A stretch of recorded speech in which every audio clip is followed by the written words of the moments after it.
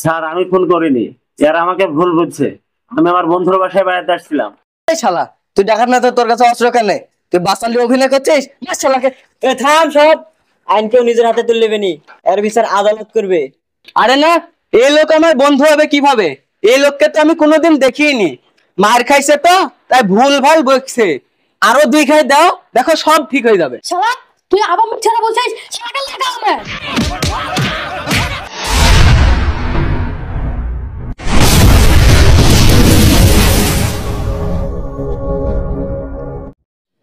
সব সম্পদ হাতে পাওয়ার পর আমি নামাজ কালাম দান খয়রাত সবকিছু ছেড়ে দিই। এক পর্যায়ে আমি মানুষ থেকে অমানুষ হয়ে যাই। লোভ লালসা ক্ষমতা অহংকার এমনকি মেয়ের নেশায় আমি আসক্ত হয়ে যাই এবং এক পর্যায়ে দ্বিতীয় বিবাহ করি। তারপর সমাজ ও পরিবারের কাছে আমি খারাপ হয়ে যাই, কেউ আর আমাকে ভালো চোখে দেখে না। তারপর বাধ্য হয়ে আমি আমার আত্মরক্ষার জন্য একটি পিস্তল ক্রয় করি, আর এই পিস্তলটাই হয়ে যায় আমার জীবনের কাল। চাচা, পিস্তলটা কিনেছিলেন আপনি আপনার আত্মরক্ষার জন্য, সেটা আপনার জীবনে কাল হয়ে দাঁড়ালো কিভাবে? তাহলে শোনো বাবা, পিস্তল কেনার কিছুদিন পরে আমি আমার এক বন্ধুর বাসায় বেড়াতে যাই।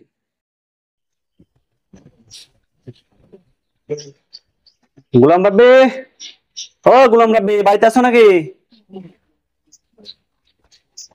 আরে বন্ধু, তুমি এতদিন পরে তুমি আমার বাড়িতে?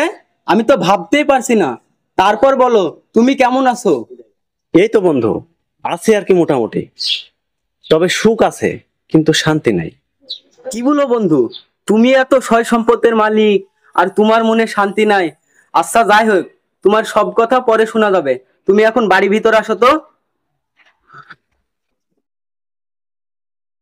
আমার সেই বন্ধুর সাথে অনেকদিন পরে দেখা হওয়ার কারণে আমরা সুখ দুঃখের অনেক গল্প গুজব করি। এরপর খাওয়া দাওয়া শেষ করি এবং গল্প করতে করতে একসময় এশার নামাজের সময় হয়ে যায়। তারপর বন্ধু আমাকে বলে, বন্ধু, গল্প তো অনেক হলো, এশার নামাজের সময় হয়ে গেছে, চলো নামাজটা পড়ে আসি। বন্ধু আমার আর তেমন নামাজ কালাম পড়া হয় না, তার চেয়ে বরং তুমি নামাজটা পড়ে আসো। কেন বন্ধু?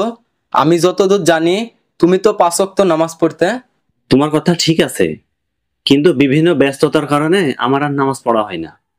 তাহলে বন্ধু তুমি থাকো, আমি নামাজটা পড়ে আসি। আচ্ছা ঠিক আছে, তুমি নামাজে যাওয়ার আগে আমাকে একটি বদনা দিও, আমি আবার একটু বাথরুমে যাব।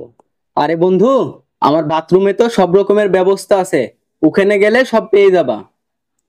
তোমার কথা ঠিক আছে, কিন্তু পাকা পায়খানার চাইতে আমার খোলা মাঠে পায়খানা করতে বেশি ভালো লাগে। আচ্ছা ঠিক আছে, তুমি আসো, আমি দেখছি। তারপর আমার বন্ধুর বাসা থেকে একটি বদনা নিয়ে বাথরুম করার উদ্দেশ্যে আমি মাঠের দিকে রওনা দিই।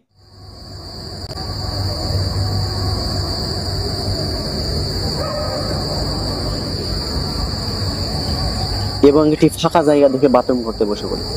এর কিছুক্ষণ পরে আমি অনেক লোকজনের শোরগোল শুনতে পাই।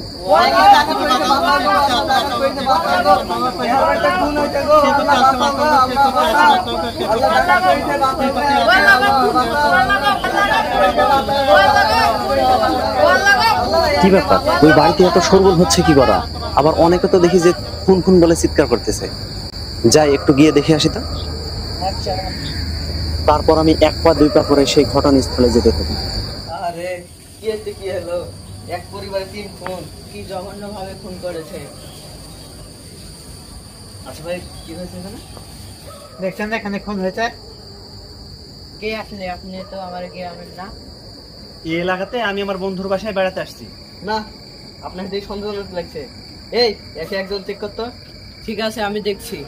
সেখানে আমাকে অপরিচিত এবং সন্দেহজনক মনে করে আমাকে চেক করে, এবং চেক করার সময় আমার সেই আত্মরক্ষার জন্য কিনা পিস্তলটি তারা পেয়ে যায়। এই দেখো ভাই, এর কাছে অস্ত্র। আমি আগে থেকেই সন্দেহ করেছিল এই শালা ডাকাত দলের লোক। ধর শালাকে। এই বলে তারা আমার কোনো কথা না শুনে আমাকে বেধড়ক পিটাতে থাকে এবং এক পর্যায়ে আমার হাত পা খুঁটির সাথে বেঁধে তাদের বারান্দায় সারা রাত ফেলে রাখে। দেখো ভাই, তোমার ভুল হয়েছে। আমি আমার বন্ধুর বাসায় বেড়াতে এসেছি, আমার বন্ধুর নাম গোলাম রাব্বি। শালা তুই আবার মিথ্যা বলছিস, শালাকে লাগা আমার। এই তোরা থাম, পুলিশে খবর দিছি, পুলিশ আসছে। মনিটরে গেলে আমাকে জেলে ঘান টানা লাগবে। ভাই তোমরা বিশ্বাস করো, আমি আমার বন্ধুর বাসায় বেড়াতে আসছি, এই খুন আমি করিনি। এবং এক পর্যায়ে আমার সেই বন্ধু এসে ঘটনাস্থলে উপস্থিত হয়। কই দেখি কোন জায়গায় ডাকাত ধরা পড়েছে।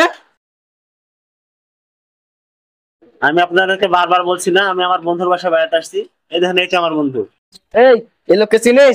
বারবার বলছে বন্ধুর বাসায় বেড়াতে আসছি, এই লোক কি তোর বন্ধু হয়? তারপর আমার বন্ধু তাদেরকে বলে, আরে না, এই লোক আমার বন্ধু হবে কিভাবে? এই লোককে তো আমি কোনোদিন দেখিনি। মার খাইছে তো তাই ভুল ভাল বকছে, আরো 2 খাই দাও, দেখো সব ঠিক হয়ে যাবে। আমার সেই বন্ধু আমার সাথে বেইমানি করে এবং আমাকে চিনেও না চিনার ভান করে সেখান থেকে চলে যায়। এর কিছুক্ষণ পরে ঘটনাস্থলে পুলিশ এসে উপস্থিত হয়।